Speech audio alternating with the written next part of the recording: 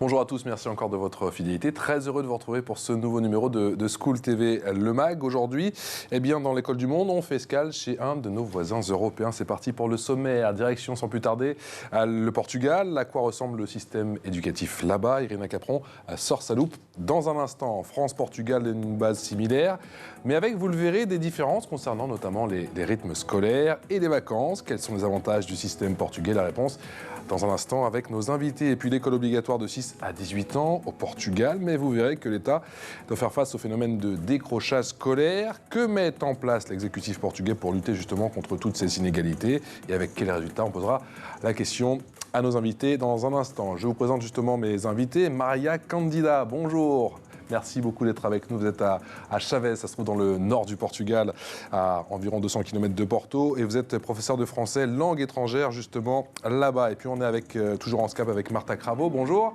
Vous avez fait votre début de scolarité au Portugal. Et depuis 9 ans, vous êtes maintenant en France, en Essonne, donc ancienne élève au Portugal. On parle de tous ces sujets avec vous dans un instant, juste après la loupe, avec Irina Capron.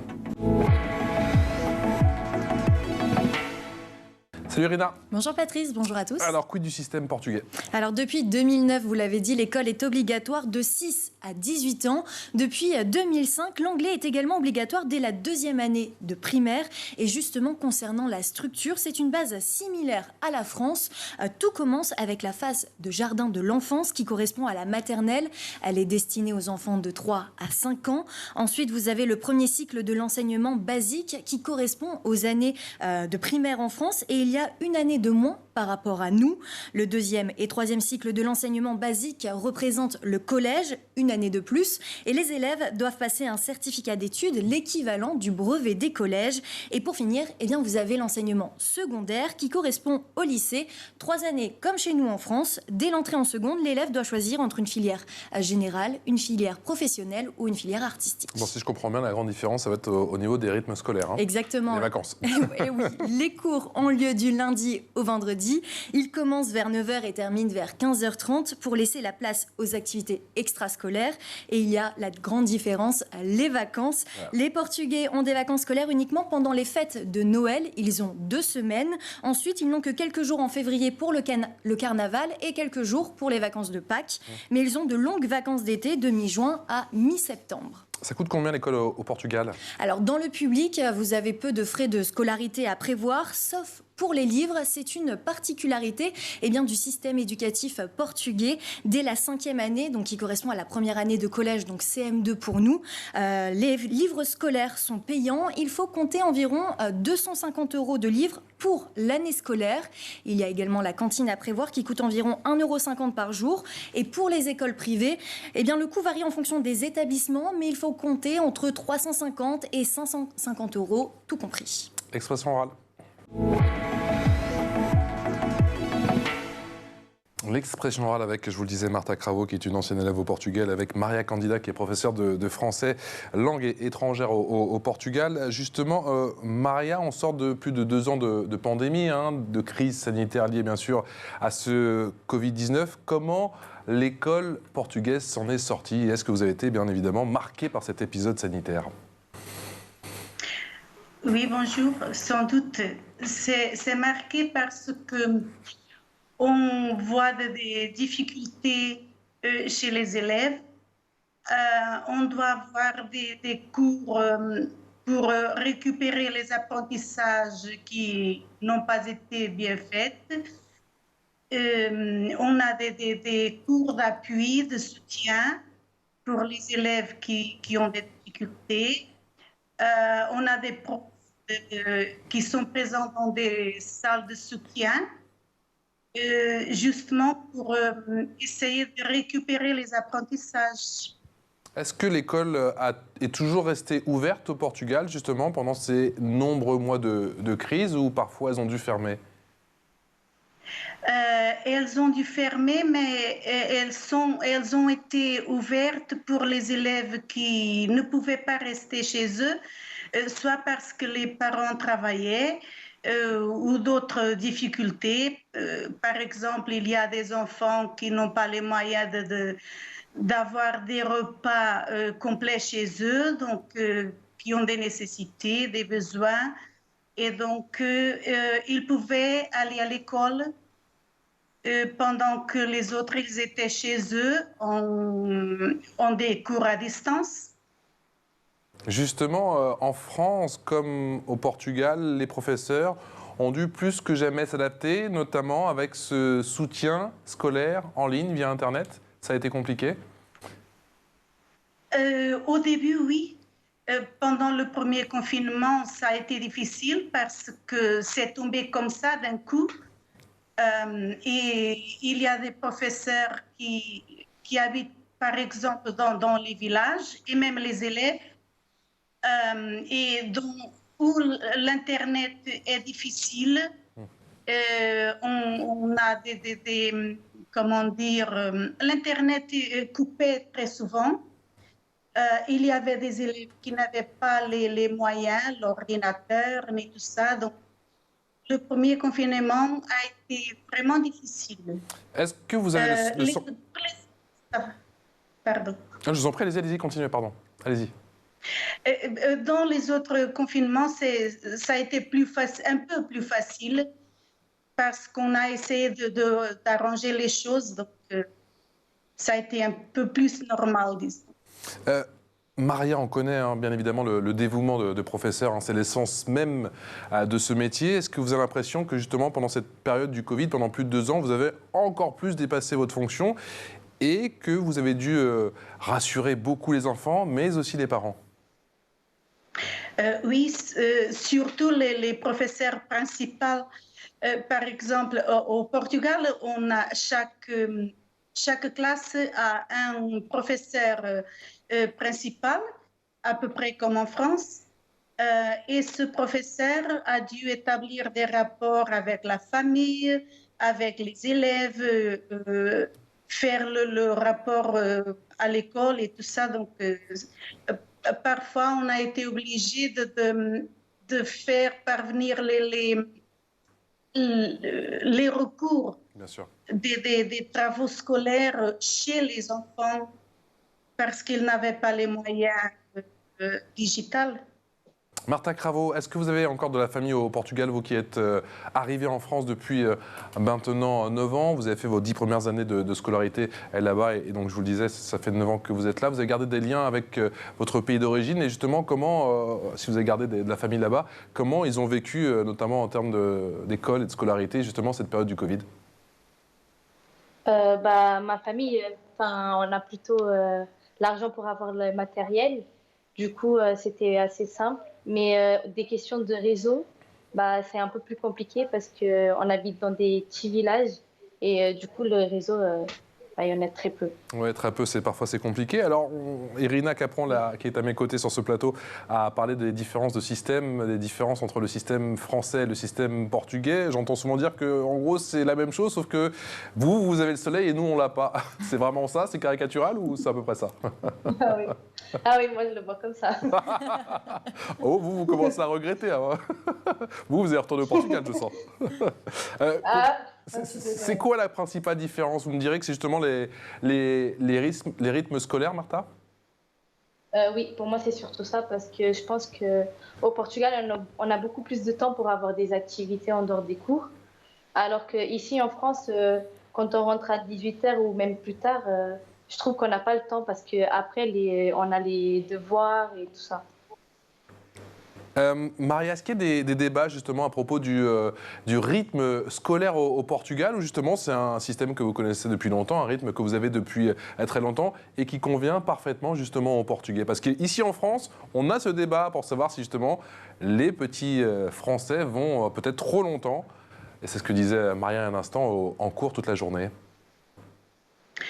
Ici, c'est un peu pareil.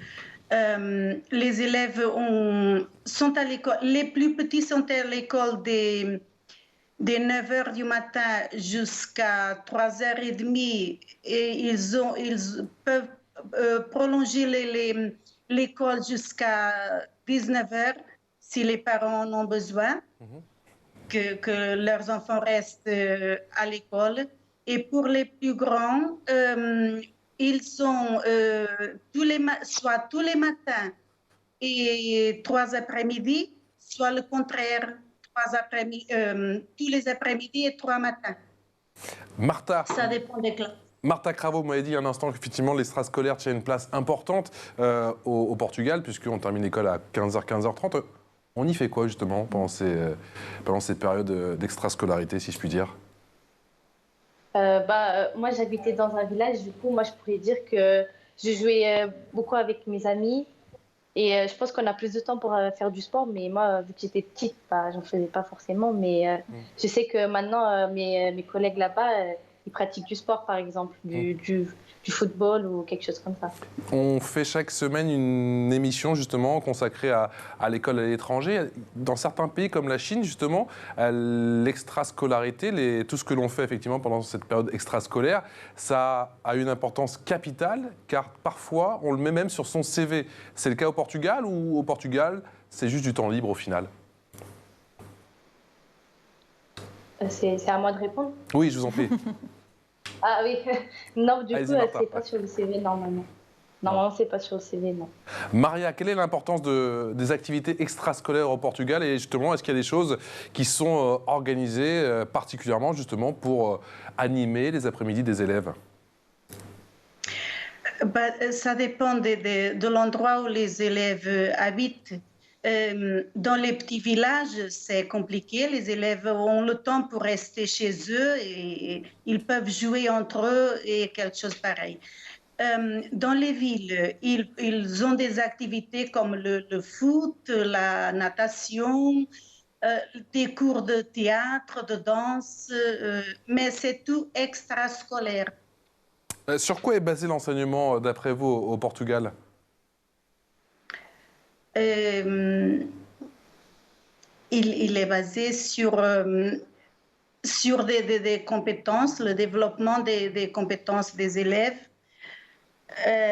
soit sur l'informatique, soit sur la lecture, soit sur le savoir-être, le savoir-faire. Donc, on essaie de les préparer à être des citoyens actifs. Et vous avez le sentiment justement que le Portugal a progressé ces derniers mois, ces dernières années, aussi bien sur le savoir-être que sur le savoir-faire?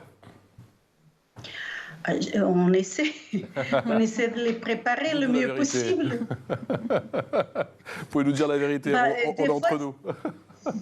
Parfois, c'est difficile parce que tout d'abord, il faut les motiver. Ouais. Et vous savez qu'on a des élèves qui sont peu motivés pour apprendre et pour développer leurs compétences.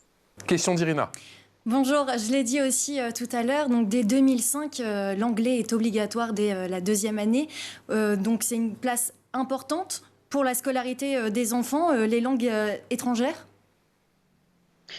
Bien sûr, surtout l'anglais, en ce moment c'est une langue universelle, donc les élèves ont vraiment l'anglais à partir du premier cycle de la deuxième année.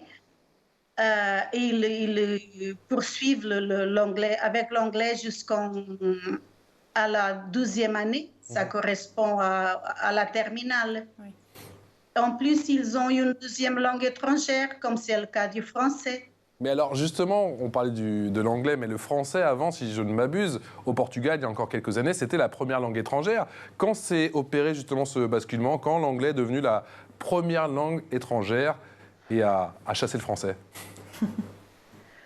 Je ne sais pas dire au juste, mais par exemple, quand je suis rentrée au lycée, ouais. C'était le français, la première langue étrangère. Tous les élèves apprenaient le français. Par exemple, moi, je n'ai jamais eu des cours d'anglais. Le français, c'était la langue la plus importante, la langue étrangère, bien sûr. Et elle est encore importante aujourd'hui. Est-ce que le français est encore plébiscité justement par les jeunes Portugais? Oui, surtout parce que les jeunes et leurs parents, ils savent que le français c'est une langue très parlée dans le monde. Et donc, les emplois ici, c'est pas évident, surtout pour les élèves qui vont en université. Et donc, c'est toujours bon d'apprendre 2 langues étrangères. Martha Cravo, vous avez appris le français quand vous êtes arrivée ici en France ou vous aviez justement appris plus jeune quand vous étiez au Portugal? Et en même temps, à 10 ans, je pense pas. Non, j'ai appris ici en France parce que j'étais un peu trop jeune. Du coup, ça commence pas encore le français dès le début. Quel est votre sentiment justement sur la différence entre l'école française et l'école portugaise? Au-delà du rythme scolaire, est-ce qu'il y a une différence de pédagogie? Je trouve que oui. Par exemple, au niveau de l'anglais, je pense que ici, on est beaucoup plus. Enfin, c'est pas un bon terme, mais on est un peu plus lent qu'au Portugal. Je trouve que là-bas, ça va plus vite et on arrive mieux à apprendre l'anglais. Par exemple.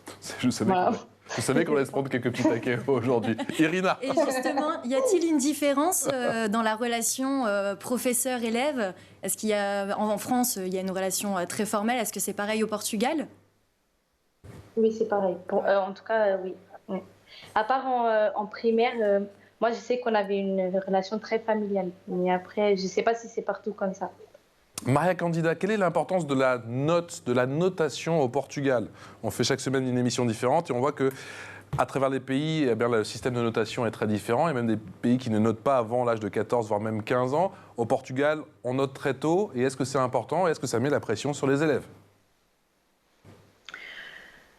Surtout pour les parents, ils aiment savoir si leurs enfants vont bien ou pas bien à l'école et ils donnent une importance assez grande à la notation, surtout dans le secondaire. Vous avez l'impression que les parents mettent de plus en plus de pression aujourd'hui, qu'il y a de plus en plus de pression au sein de la société portugaise concernant les élèves à l'école? Oui, je crois que oui. Surtout que la plupart des parents veulent que leurs enfants rentrent à l'université et il faut des moyennes assez hautes, surtout pour les cours de médecine, les études en médecine, en informatique et des choses pareilles. Donc, la note, c'est... Irina. Justement, le système de notation est-il le même qu'en France, de 0 sur 10 pour les années collège et les 0 sur 20 pour les années lycée? Non, dès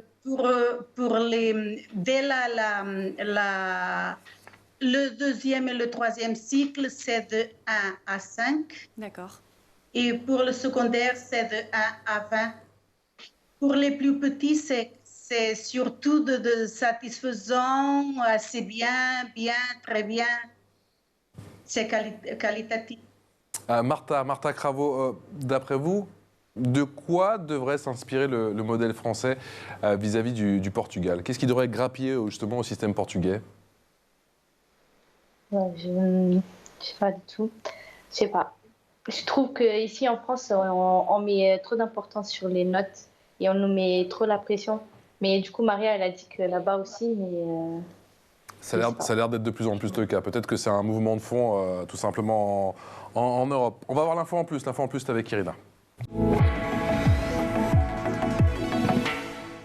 Et cette information en plus, Irina, au Portugal, le taux de décrochage a été divisé par 3. Depuis 2012, c'est passé de 39 à 13%. C'est vrai, le Portugal a vu son taux de décrochage scolaire s'améliorer, mais aussi son niveau scolaire. Le Portugal était même classé à la 31e place au classement international PISA, qui évalue, je le rappelle, les acquis des élèves. Et selon le dernier classement, le Portugal se classe à la 23e place, juste derrière la France. En 6 ans, le Portugal a gagné 8 places au classement PISA. Et quelles mesures ont été prises justement pour atteindre ce résultat? Alors, des politiques de lutte contre les inégalités ont été menées en incitant les enseignants à travailler dans les zones défavorisées. Plusieurs postes d'éducateurs en zones difficiles ont été créés. Le Portugal a également augmenté le nombre d'heures consacrées aux mathématiques. Et il existe également un système pour les élèves qui sont en décrochage scolaire ou déscolarisés, ils peuvent suivre les cours de seconde chance, une formation qui permet à l'élève d'obtenir un certificat scolaire, un système que je rappelle qui existe également en France. Allez, je repose une question à ma prof de français préférée, Maria Candida, qui, donc on l'a vu, le gouvernement portugais s'emploie pour faire progresser son système éducatif. Le plus gros souci aujourd'hui, ce sont les disparités entre les différentes régions au Portugal. Mais bien sûr, vous savez que dans les grandes villes, il y a plus d'emplois et donc et des emplois de qualité mieux payés et tout ça. Et donc les parents, ils ont des recours pour accompagner leurs enfants. Il y a le milieu rural, c'est plus compliqué. Il y a des élèves qui n'ont pas de l'ambition scolaire. Ils veulent être comme leurs parents et un peu comme ça, donc c'est difficile. Et aujourd'hui, le gouvernement arrive à faire accepter à des bons professeurs, des professeurs qui sont bien formés, pour qu'ils aillent justement dans des zones où les inégalités sont croissantes. Comment on arrive à les motiver ? On a le concours est, comment dire, est public. Oui. On n'a pas par exemple, comme pour les médecins, qu'on les paie mieux ou pas mieux. On leur offre des conditions meilleures pour aller dans des zones plus défavorisées. Chez les professeurs, c'est pas pareil. Maria, est-ce que vous avez le sentiment que le système est inégalitaire au Portugal ? De ce que vous en savez, bien sûr, parce que je sais que ça fait un petit moment que vous êtes parti. On essaie de ne pas avoir ces inégalités. On essaie de maintenir les élèves à l'école, qu'ils n'abandonnent pas l'école. C'est ce que votre collègue elle disait tout à l'heure, qu'il y a des parcours différents pour les élèves qui n'aiment pas l'école, qui ne veulent pas rester à l'école, donc pour les préparer à la... Martha, on dit souvent que le système est inégalitaire en France, qu'il crée des inégalités. Vous avez le sentiment que c'est la même chose au Portugal ? Franchement, non, je pense pas. Enfin, les inégalités de quoi ? Vis-à-vis des élèves, que tous les élèves n'ont pas du coup accès à la même éducation. Quand on est dans une zone rurale, qu'on n'a pas forcément les meilleurs professeurs et ainsi de suite. Non, je pense pas. Je pense qu'au Portugal, c'est pareil qu'ici. Je trouve que là-bas, il y a plus de difficultés au niveau financier, mais sinon, je pense qu'il n'y a pas... entre les élèves, je pense pas qu'il y ait d'inégalité.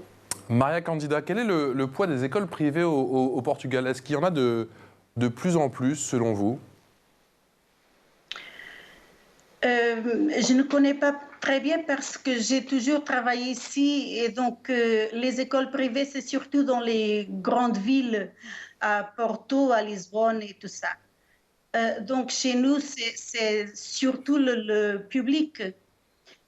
Et juste pour ne pas alimenter les inégalités, il y a une différence, c'est que les livres scolaires sont gratuits pour tous les élèves. Et il y a 3 ans à peu près que le gouvernement offre les livres à tous les élèves, même si à la fin de l'année scolaire, ils doivent rendre ces mêmes livres.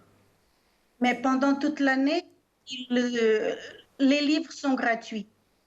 Maria, est-ce que la profession de professeur est encore valorisée aujourd'hui au Portugal ? On en parle beaucoup en France, où on dit que le professeur est souvent dévalorisé. Est-ce qu'il a encore ce statut à part aujourd'hui au Portugal ? Oui, aujourd'hui, il est dévalorisé aussi qu'en France. Même à présent, on a des problèmes quand un prof est malade, par exemple, c'est très compliqué de le remplacer parce que les jeunes ne veulent pas investir dans la profession de professeur. Donc, on voit déjà un manque professionnelle. Pourquoi elles ne veulent pas justement s'investir dans le métier de professeur? Il y a un problème de reconnaissance, il y a un problème d'argent aussi, peut-être, de paye? Les deux. Les deux. Les enfants sont de plus en plus difficiles. Il y a des cas très compliqués.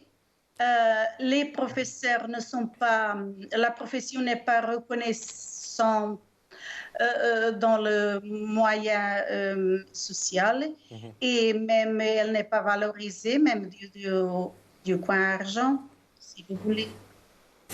Martha, toi tu as 19 ans, tu viens de passer ton bac, tu as commencé tes études supérieures ici en France? Oui. Et tu étudies dans quoi?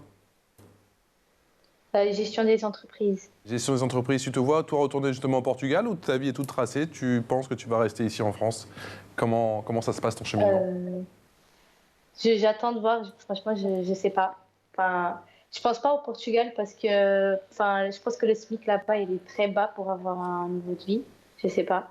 Mais franchement, en France, je trouve que c'est trop stressant aussi. Du coup, je sais pas. Il va falloir trouver le juste milieu. J'ai bien compris. Maria Candida, est-ce que vous avez le sentiment qu'il y a de plus en plus de Portugais et qui ne font plus leurs études supérieures maintenant dans leur pays et qui partent en France ou pourquoi pas, je ne sais pas moi, en Angleterre, aux États-Unis? C'est la norme maintenant ou pas forcément? Pas forcément. On voit surtout que les élèves de l'université aiment partir en Erasmus, des programmes comme ça, mais pour entrer dès le début à l'université, ils aiment le Portugal. On a de très bonnes universités ici.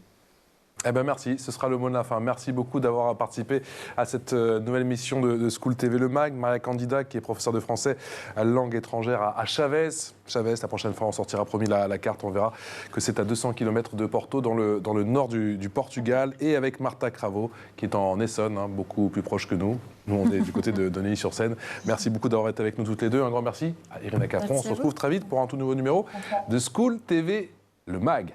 Ciao.